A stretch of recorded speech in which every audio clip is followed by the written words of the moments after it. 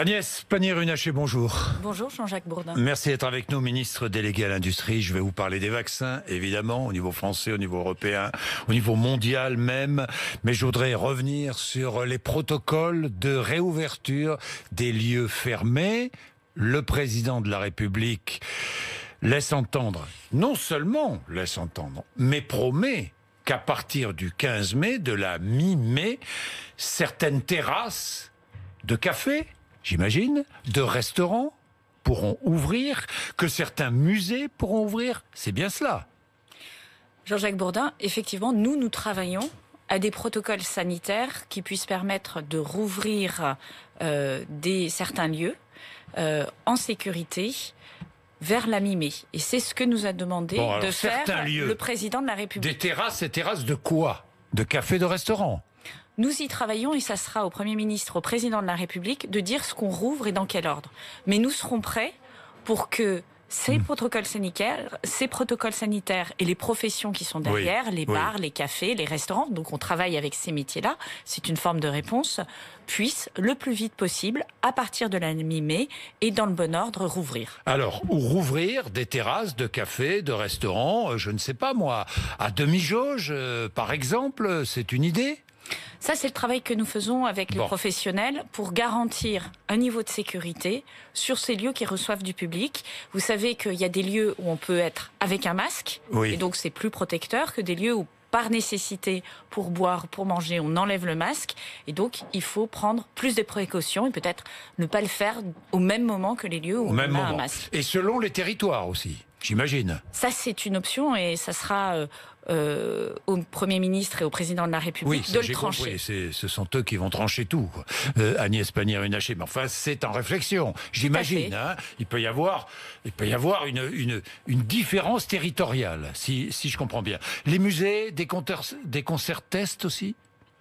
C'est également une option qui est regardée par la ministre de la Culture. Ce sont des options qui fonctionnent dans certains autres pays. Donc on regarde tout ce qui se fait à l'étranger pour ceux qui ont commencé à rouvrir. Et tout ça nous donne une information pour voir ce qui fonctionne et ce qui fonctionne pas bien. Donc pour revenir, à partir de la mi-mai, nous avons l'intention de commencer à rouvrir en sécurité, avec des protocoles sanitaires, dans les domaines de la convivialité et dans les domaines culturels, mais ce sera progressif et travaillé profession par profession. Et toutes les 3 semaines, il y aura une ouverture progressive, si j'ai bien compris. Agnès Pannier-Runacher, les établissements scolaires, comme prévu, rouvriront le 26 pour les écoles, et la semaine d'après pour les collèges et lycées, le 3 mai, c'est bien cela, ça a été confirmé.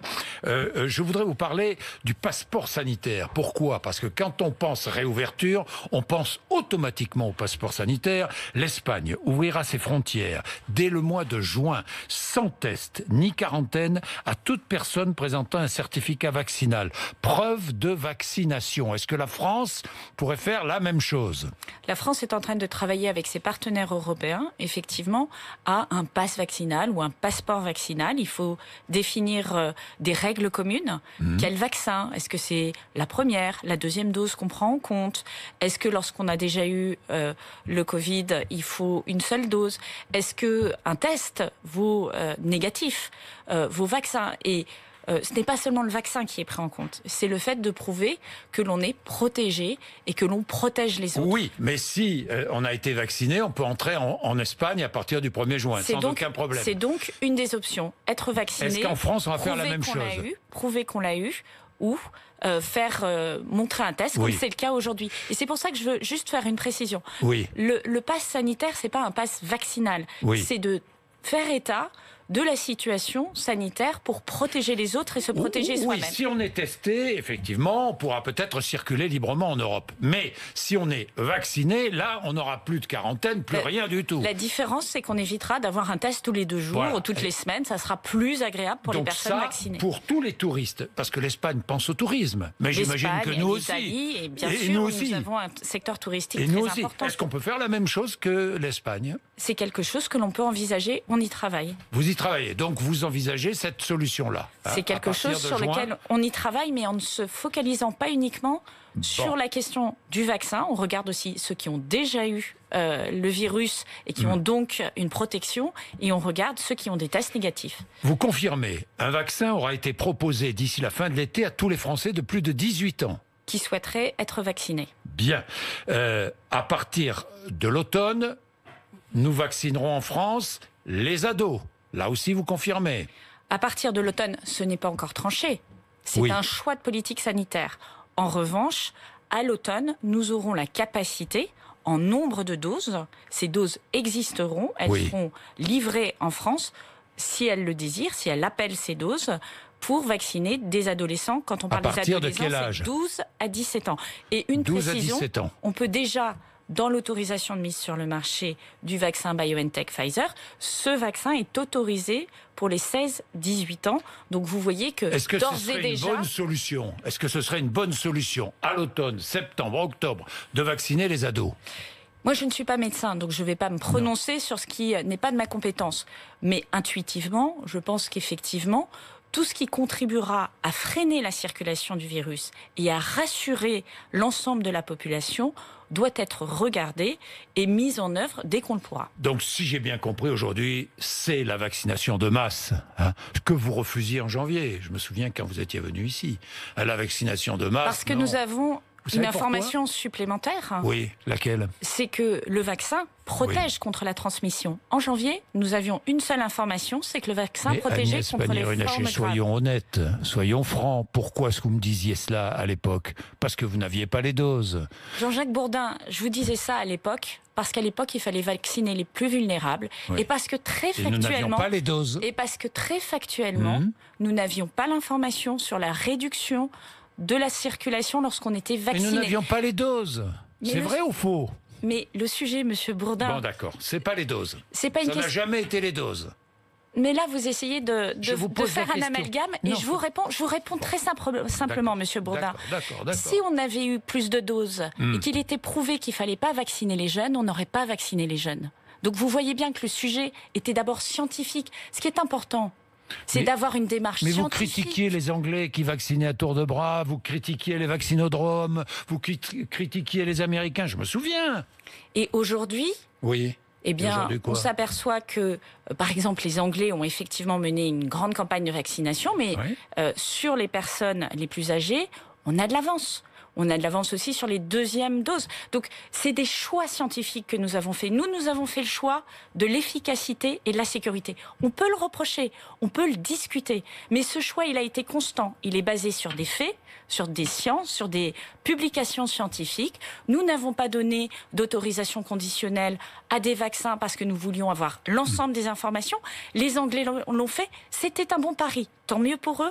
Mais nous n'avons pas pris ce risque-là. Nous avons constamment garanti efficacité et sécurité.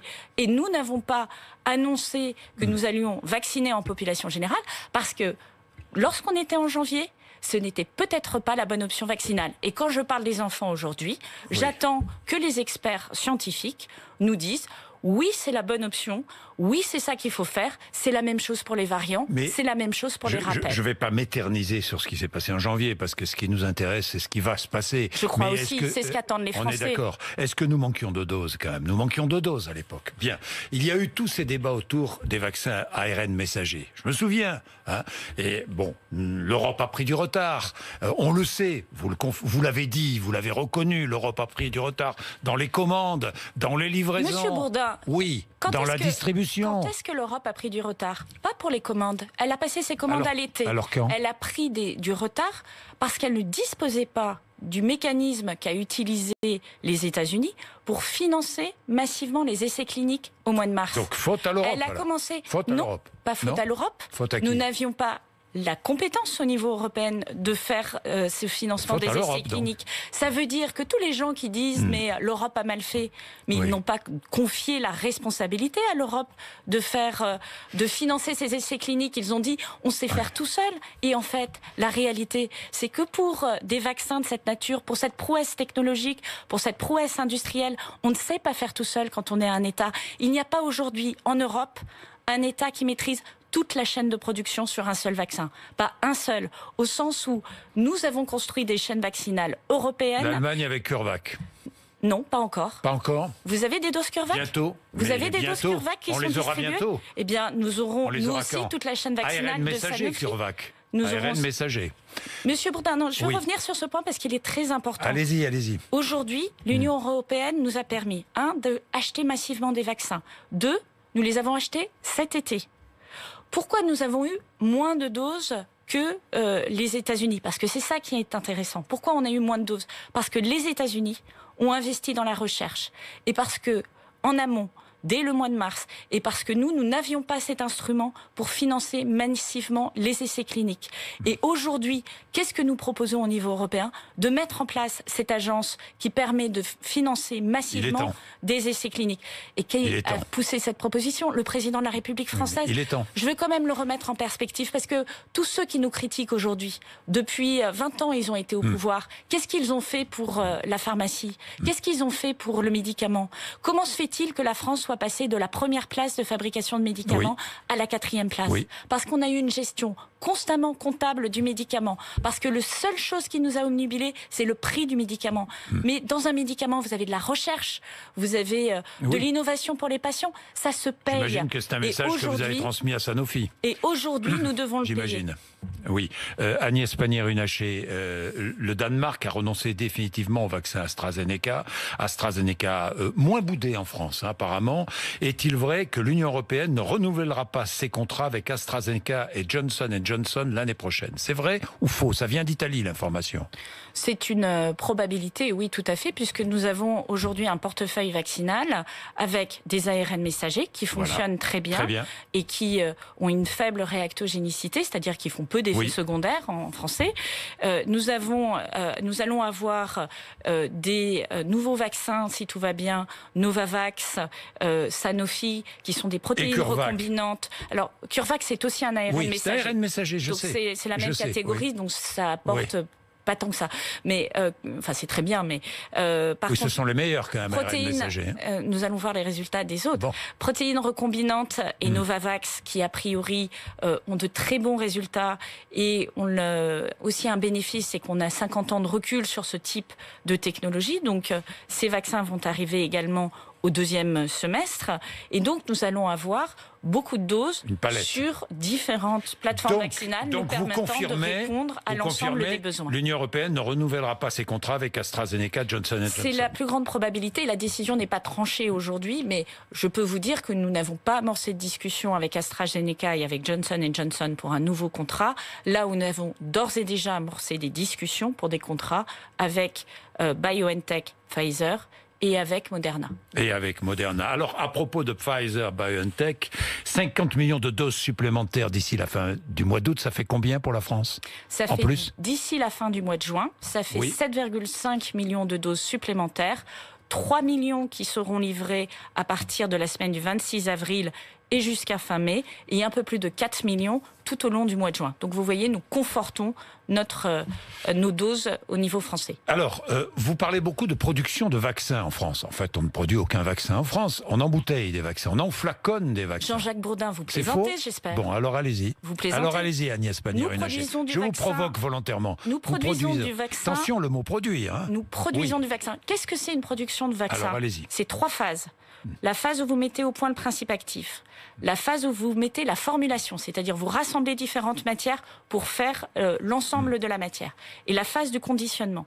La France aujourd'hui est positionnée sur la partie formulation pour certains vaccins et conditionnement pour certains vaccins. Partie 2 et 3. Voilà. Ne mettons pas au point la formule. Ça fait partie... Nous recevons souvent ces vaccins congelés.